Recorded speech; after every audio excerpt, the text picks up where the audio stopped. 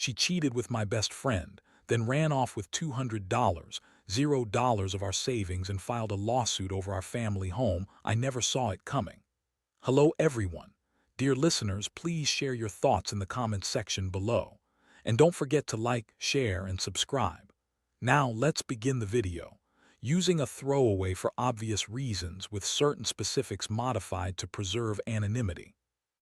I never thought I'd be the guy to find out my wife was cheating on me, let alone in such a brutal way. It's like some bad soap opera. One day everything was fine, well, as fine as it ever was in our marriage. The next I was staring at a pile of receipts, texts, and bank statements that turned my world upside down. The kind of shock that hits you like a freight train and you're just sitting there, trying to process what you're seeing, but your mind keeps racing in circles. Her name was Emily. She was beautiful, manipulative, and always had a way of making herself the victim. We'd been together for 8 years, married for 5.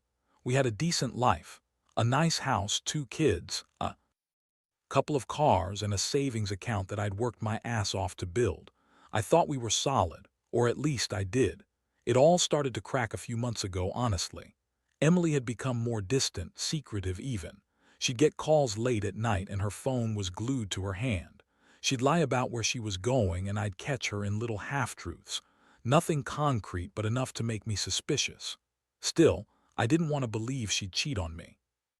I kept telling myself maybe it was work or some friend she was hanging out with, but deep down I knew something was wrong.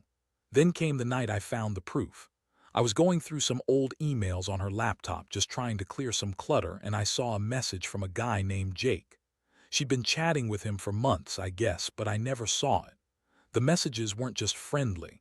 They were flirty, full of innuendos and talking about meeting up.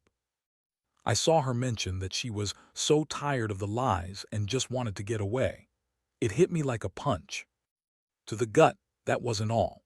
I found receipts for hotel bookings in her name, 2 separate charges for a weekend getaway she took without telling me. She had been sneaking around, lying about her whereabouts and spending our savings, over $200, $0 on some guy she barely knew. I was stunned. How could she do this? How could she take our hard-earned money and run off with her lover? When I confronted her, I thought she'd deny everything, call me paranoid, or accuse me of snooping. Instead, she looked me dead in the eyes, smirked, and said she was free at last, like she was proud of what she'd done. She told me it was all my fault, my workaholic tendencies, my lack of attention, that I'd driven her to find happiness elsewhere, that she was tired of pretending to be the perfect wife. And then she had the nerve to say she was leaving me, taking the kids, and that I'd never see the money again. I was a mess. The anger, the betrayal, the disbelief, it all hit me so hard. I felt like I was drowning. How could she lie so effortlessly? How could she betray everything we built? And the worst part, I still loved her, or at least I thought I did. But now I wasn't sure I knew her at all. I kept going over everything, trying to piece together how I missed all the signs, how I was so blind to what she was really doing behind my back. And then I realized this wasn't just about her cheating. It was about control, greed, and pure selfishness. I remember sitting in our living room that night, staring at the ceiling, feeling numb. My mind kept racing with questions. How did she manage to keep this secret for so long? Did she ever really love me? Or was I just a paycheck to her? I was angry, yes, but mostly hurt. Hurt that I'd trusted her, that I'd shared my life with someone who could betray me so easily. And I knew I had to decide what I was going to do next. But honestly, I was still trying to figure out how to breathe through the shock. After I found out everything, I didn't sleep for days.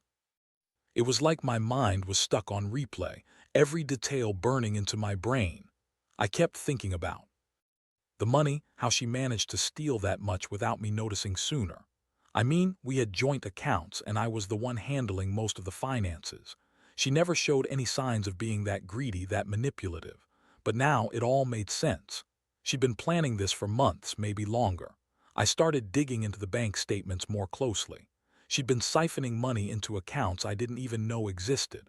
Some of it went into offshore accounts, others into cash withdrawals. She'd been hiding her tracks well, but I was determined to find out just how deep this rabbit hole went. The more I looked, the more I realized she'd been living a double life. She'd been sneaking around with Jake, spending our savings and probably planning her escape for quite some time. Then came the moment I discovered she'd filed a lawsuit over the family home. I couldn't believe it. She wanted to take everything, our house, our life savings, everything we'd built. I was furious. How could she do this?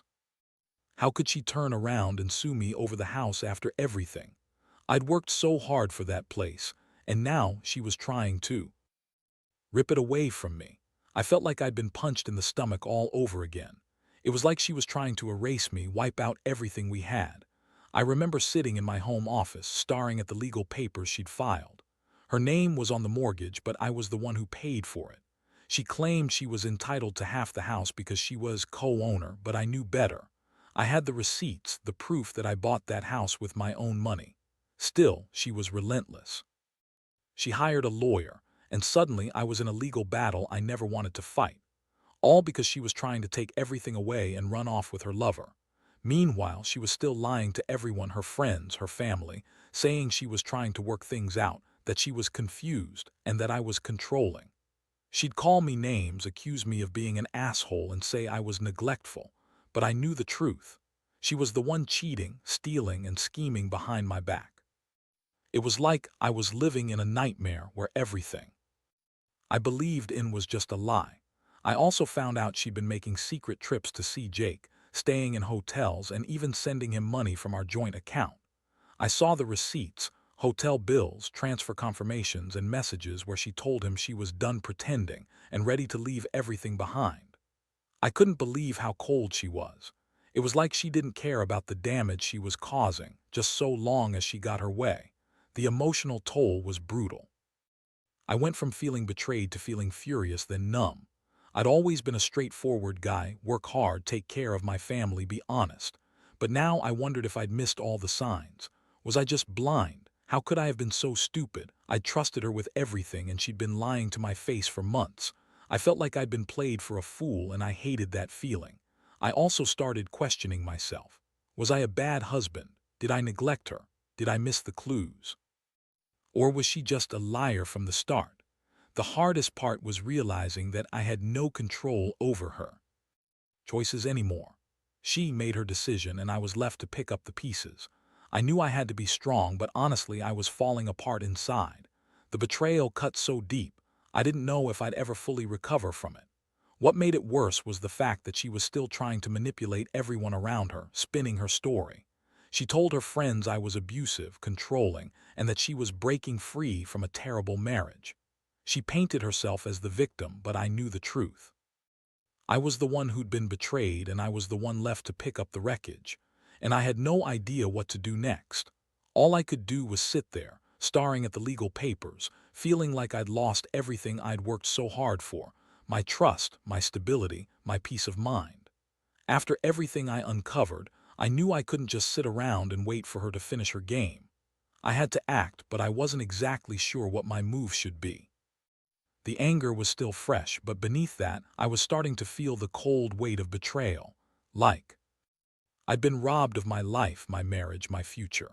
I realized I had to come up with a plan, and fast. First thing I did was consult a lawyer. I needed someone who knew the ins and outs of property law, especially with the way she was trying to claim the house. The lawyer told me I had a strong case, as I was the one who financed it and had all the receipts to prove it. But he also warned me that Emily was cunning and wouldn't go down without a fight. She'd probably try to manipulate the legal system, spin stories, and drag things out for her benefit. That's exactly what she was doing with the lawsuit, trying to leverage her supposed ownership to get her way. While I was gathering legal advice, I started looking into how I could recover some of the stolen money. $200, $0 isn't chump change. I knew she'd hidden it well, but I was determined to track down every dollar. I hired a private investigator, someone who specialized in financial crimes, to dig into her accounts. It was a shock when I learned she'd moved a chunk of that money offshore, into accounts I'd never seen before. She'd been planning this for months, if not longer, and was trying to cover her tracks. At the same time, I started collecting evidence of her affair with Jake. I found texts, emails, hotel receipts, everything I needed to show the court that her relationship was more than just a fling. I wasn't just trying to hurt her. I wanted the truth out there. I needed to prove that her actions weren't just about money or independence. They were about betrayal and greed. One of the most startling things I discovered during this process was a series of messages where Emily told Jake she was done with her old life and ready for a fresh start, even mentioning plans to leave everything behind, including the kids. That was a punch in the gut. She didn't care about her commitments or the damage she was causing. She was just fixated on her own escape, her own happiness, even if it meant destroying everything else. Meanwhile, she kept up her lies. She'd call me crying, saying she still loved me, that she was confused, and that she just needed time to figure things out. Her tone was manipulative, trying to make me feel guilty or responsible, but I saw through it. I knew she was just trying to buy time to keep me from taking action. She wanted me to feel helpless, to let her keep running her game. I also realized that her accusations against me, calling me controlling and abusive, were just her way of deflecting from her own guilt. She needed to paint me as the villain so she could justify her actions. That made me angrier, but I also felt a strange sense of clarity. I knew I had to stay calm, stick to the facts, and play her game smarter. The emotional toll was brutal. I felt betrayed, humiliated, and furious. I'd always prided myself on being a good husband, a decent man, someone who worked hard to provide and protect. And now I was being told I was the problem. It was a lot to swallow, but I knew I couldn't let her manipulate me into giving up or giving in. I had to fight for what was rightfully mine: my house, my money, my dignity. I started to see a pattern: her lies, her scheming, her manipulation.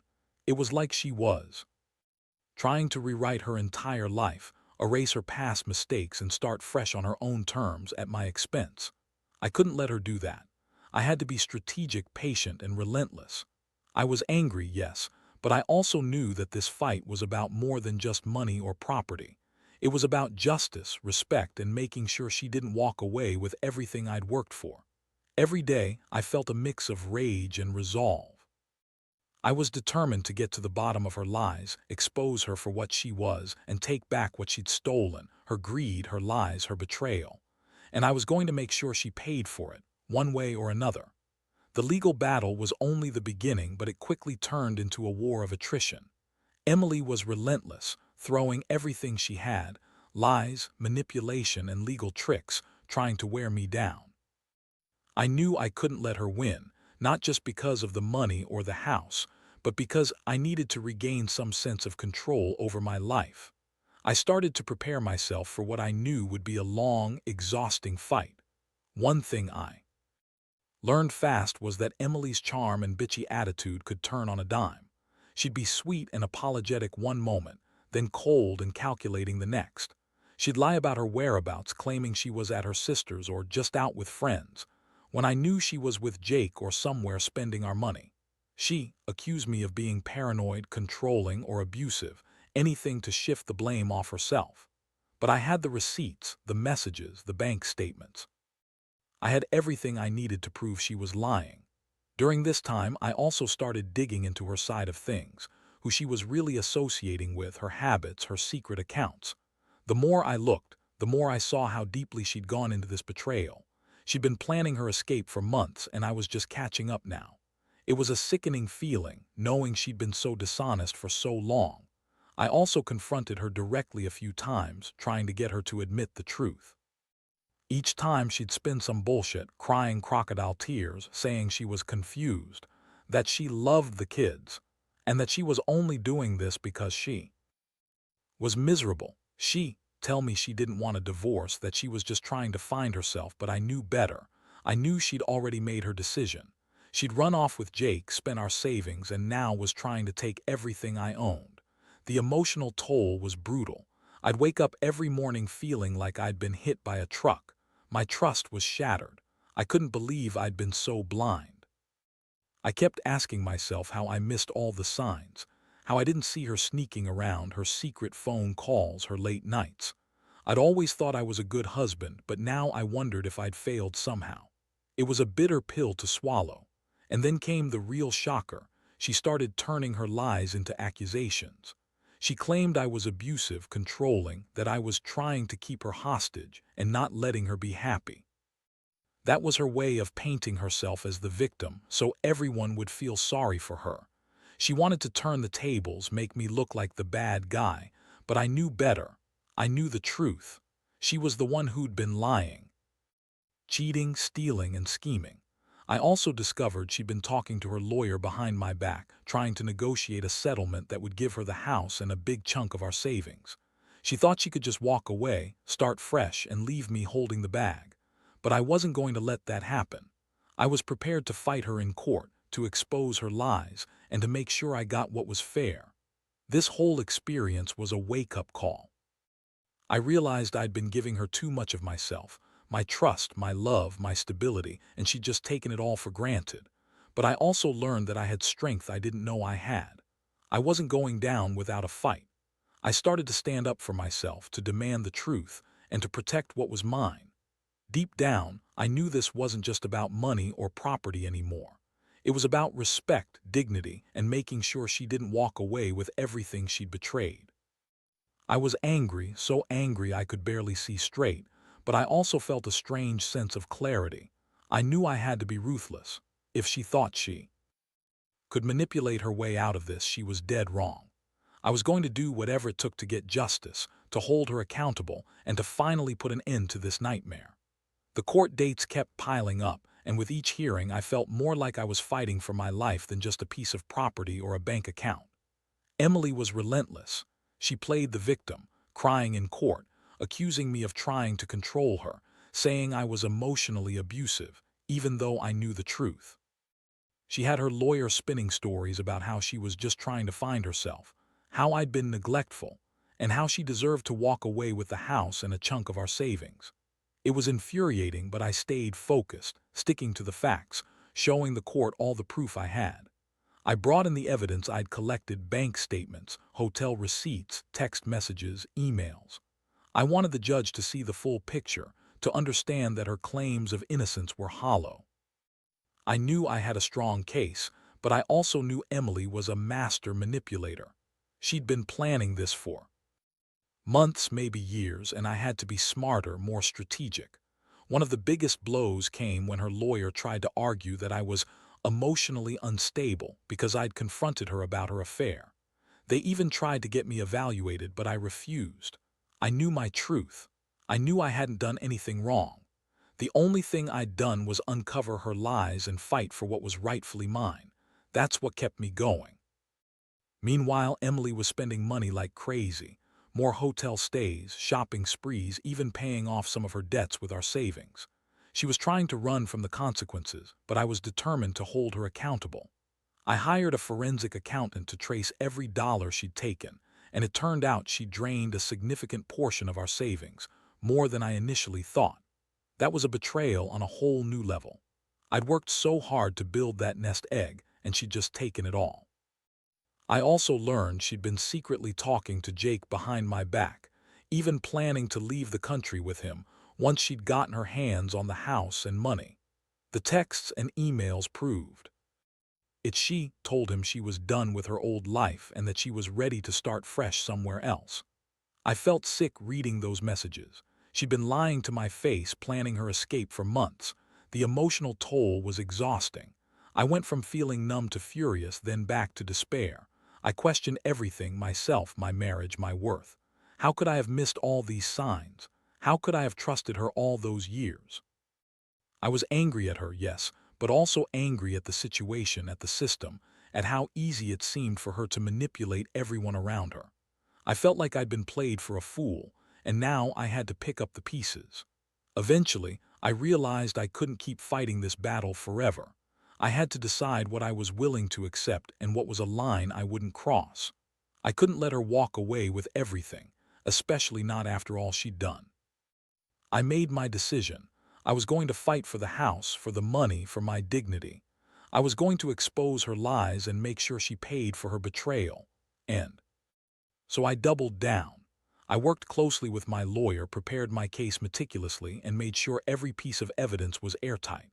I knew this was about more than just property. It was about sending a message that betrayal has consequences. I had to stand tall, even if inside I was broken. This was my fight, and I was determined to see it through. One thing I learned through this entire nightmare is that trust is fragile, and once broken, it's nearly impossible to fix. But I also learned that I am stronger than I thought. I will never let someone destroy me without a fight. Emily's lies, her greed, her betrayal, they all came at a cost, and I intend to make sure she pays it.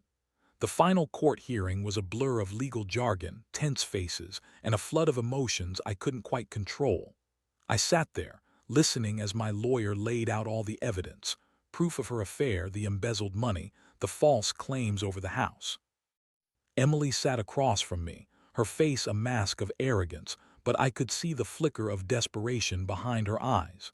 She thought she was going to walk away with everything, that her lies would be enough to manipulate the court. But I knew better now. I'd spent months building my case, and I was ready to fight for every penny, every square foot of that house. When the judge finally made a ruling, it was like a weight lifted off my shoulders. She didn't get the house. Her claims were dismissed, and I was awarded full ownership. The court also ordered her to return the remaining money she'd stolen, roughly $150, $0, and to pay damages for the emotional distress and legal costs I'd incurred. It wasn't just about money anymore, it was about justice, about making her take responsibility for what she'd done. Watching her reaction was almost satisfying. She looked stunned, then furious, then resigned. She had thought she could manipulate her way out of this, but the truth had caught up with her. As she was leaving the courtroom, she shot me a look full of hatred and contempt. I didn't care. I felt a strange mixture of relief and emptiness. The nightmare was finally over, but the scars would stay with me. In the aftermath, I focused on rebuilding what I could. I sold the house she tried to take from me, paid off the remaining debts, and started to piece my life back together. The kids were shaken, but they were resilient. I made sure they knew they were loved, that their father was still standing, still fighting. Emily left the country soon after, probably trying to escape her shame, but I didn't care anymore. I'd done what I needed to do to protect my future, my reputation, and my sanity. Looking back, I realize I learned some hard lessons. Trust is fragile, and betrayal can come from the people you love most.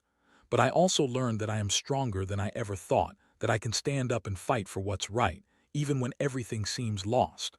I lost a lot: my wife, our savings, my peace of mind. But I gained clarity. I now see that sometimes the only way to reclaim your life is to face the storm head-on. To anyone going through something similar, I'll say this: don't let betrayal define you. Gather your evidence, stay calm, and fight for what's yours. It's not just about money or property. It's about your dignity, your self-respect, and your right to move forward. No matter how dark it gets, there's always a way out, and sometimes the only way to heal is to stand tall and take back what's been stolen.